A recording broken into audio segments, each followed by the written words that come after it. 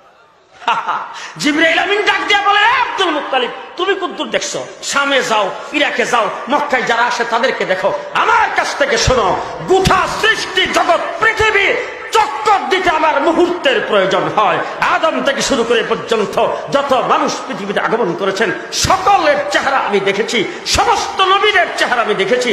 শুধু তাই না, জান্নাতের হুর গিলমানদেরকে দেখেছি আমি, ফিরিস্তাদের সর্দার ফিরিস্তাদেরকে দেখেছি, সৃষ্টি জগতের সমস্ত মাখলুকাতকে আমি দেখেছি। শুধু তাই না, হযরতে আদম থেকে শুরু করে ঈসা আলাইহিস সালাম পর্যন্ত সমস্ত নবীকে আল্লাহ পাক যুগে যুগে সুন্দর বানিয়ে পাঠিয়েছেন, আমি তাদের চেহারা দেখেছি। শুধু তাই না, হযরতে আদম আলাইহিস সালামকে জান্নাতের ভিতরে দেখছি, হাওয়া আলাইহিস সালামকে জান্নাতের ভিতরে দেখছি, নূহ আলাইহিস সালামকে কিস্তিতে দেখেছি, ইব্রাহিম আলাইহিস সালামকে নমরুদের আগুনে দেখেছি, ইউনূস আলাইহিস সালামকে মাছের পেটে দেখেছি, ইউসুফ আলাইহিস সালামকে কুয়ার ভিতরে আমি হাত দিয়ে ধরে রেখেছিলাম, সুলাইমান আলাইহিস সালামকে সিংহাসনে দেখেছি, ঈসা আলাইহিস সালামকে মায়ের কোলে কথা বলতে দেখেছি।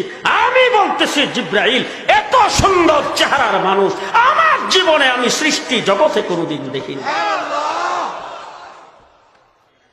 এরপরেরটাও শুনবে। আল্লাহ রাব্বুল আলামিন ডাক দিয়ে বলেন, জিবরাইল তুমি দেখবা কোথা থেকে, আবার আমার কাছ থেকে শোনো, আমি রাব্বুল আলামিন মুহাম্মদের চাইতে সুন্দর কাউকে সৃষ্টি করি নাই।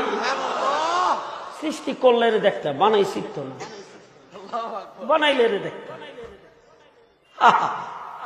হুজুরের মিলাদ, মা বেনা বাচ্চাটা কোলে নিয়ে চেহারার দিকে তাকায় চোখের পানি ছাড়তেছে। মা বেনা কান্দো কেন? বলে কান্দতেছি এত সুন্দর চেহারার বাচ্চা দেখে তো আমি খুব খুশি, কিন্তু একটা জিনিসের মনের ভিতরে দুঃখ লাগছে। বলে কি দুঃখ? বলে দুঃখটা হলো ছেলেটার তো বাবা নাই, যদি আজকে বাবা থাকতো তাইলে আস্তে আস্তে ছেলেটা যখন বড় হইতো তখন মক্কার বাজার থেকে কত সুন্দর খেলনা কিনে এনে দিত, আর এগুলি দিয়ে সে খেলতো, আর আমি তাকায় তাকায় দেখতাম, তার বাবা দেখতো, মনে বড় খুশি লাগতো। আজকে তো সে তার বাবা নাই, তাকে খেলনা কিনে দিবে কে? সে কি খেলনা দিয়ে খেলবে? খেলনা কিনে দেওয়ার কোনো লোকজন তো নাই। আমার আল্লাহ রাব্বুল আলামিন ডাক দেখো, আমি না তুমি কি বাবু, তার খেলনা কে কিনে দিবে? তোমার জীবন সন্তান আমার তো মাহবুব, খুব ভালো করে মনে রাখো, আমেনা তার বাবা যদি দুনিয়াতে জীবিত থাকতো তাইলে তার প্লাস্টিকের খেলনা কিনে দিত, কাঠের খেলনা কিনে দিত, বাঁশের খেলনা কিনে দিত, লোহার খেলনা কিনে দিত, পিতলের খেলনা কিনে দিত, স্টাইলের খেলনা কিনে দিত। ও আমেনা, তাকে খেলার বয়স হইতে দাও। আমি রাব্বুল আলামিন মক্কায় দাঁড়ায়া আঙ্গুল দিয়ে ইশারা দেবে, আকাশের চন্দ্র দুই টুকরা করে খেলা করায় দেবে। মুহাম্মদুর রাসূলুল্লাহ সাল্লাল্লাহু আলাইহি ওয়াসাল্লামকে তো দেখি একটা অলৌকিক ঘটনা দেখাও তো। আমার নবী সাল্লাল্লাহু আলাইহি ওয়াসাল্লাম খোলা আকাশের নিচে দাঁড়ায় আঙ্গুল দিয়ে ইশারা দিছে, আকাশের চন্দ্র দুই টুকরা হয়ে গেছে। সুবহানাল্লাহ! কি এর দুনিয়ার খেলনা দিয়ে খেলবে? আঙ্গুলের ইশারায় আকাশের চন্দ্র দুই টুকরা করে খেলা করাই দেবে। আমার ভাইরা, শুধু সময় দেখতাম আমাদের দেশে সিমের বিচি হাতে নিয়ে একজন আরেকজন কইতো, এ কত দিকে জুন্না বেজুর, জুন্না বেজুর। আবু জাহেল রাসূলের সামনে এসে একদিন কবার বাতিজা কত দিকে আমার মুড়ির ভিতর কি আছে, মানে জুন্না বেজুর। আল্লাহর নবী ডাক দিয়া কো, আল্লাহ খেলা কেমনে দেখায়? আল্লাহর নবী ডাক দিয়া কো, চাচা আমি না কইয়া মুড়ির ভিতরে জিরে আছে হিডে কইয়া দাও। হুজুর আঙ্গুল দিয়ে ইশারা দিছে, মুঠির ভিতরের পাথর জবান খুলে গেছে, লা ইলাহা ইল্লাল্লাহর কালিমা পড়তে শুরু করে দিয়েছে। মুহাম্মদুর রাসূলুল্লাহ সাল্লাল্লাহু আলাইহি ওয়াসাল্লামের মা চোখের পানি ছাড়তেছে আর বলতেছে, হায় রে, তার বাবা যদি আজকে জীবিত থাকতো কত খুশি হইতো। আস্তে আস্তে ছেলেটা বড় হইতো, আঙ্গুলে ধরে ধরে হাঁটাইতো, কত জায়গায় নিয়ে যাইতো, কত জায়গায় ঘোরাফেরা করাইতো। আজকে তার বাবা তো দুনিয়াতে জীবিত নাই, তার ঘোরাফেরাই বা করাইবার মতো মানুষও তো নাই, সে তো ইতিম হইয়া দুনিয়াতে আসছেন। আল্লাহ ডাক দেখা, আমেনা তুমি কি চিন্তা করো, তার বাবা যদি জীবিত থাকতো কোথায় ঘুরাইতো? হেরামের ভিতরে নিয়ে যাইতো, বাইরে নিয়ে যাইতো, পাহাড়ের উপরে নিয়ে যেত, নিচে নামাইতো, অলিগুলিতে নিয়ে ঘুরাইতো। ও আমেনা, আমার মাহবুবকে ঘোরাফেরার বয়স হইতে দাও। মক্কা থেকে আঙ্গুলে ধরে টান দেব, সাত আসমান পাড়ি দিয়ে আরশ কুরসি লৌহ কলম ঘুরাইয়া আমার দরবার নিয়ে বসায়া দাও। মুহাম্মদুর রাসূলুল্লাহ সাল্লাল্লাহু আলাইহি ওয়াসাল্লামকে আঙ্গুলে ধরে ঘুরাইলে তার বাবা কোথায় ঘুরাইতো? তার ঘোরার বয়স যখন হবে আমি কোথায় নিয়ে যাব? সেই নবী মুহাম্মদুর রাসূলুল্লাহ সাল্লাল্লাহু আলাইহি ওয়াসাল্লামের উম্মত খুশি না বেজার? আরো জোরে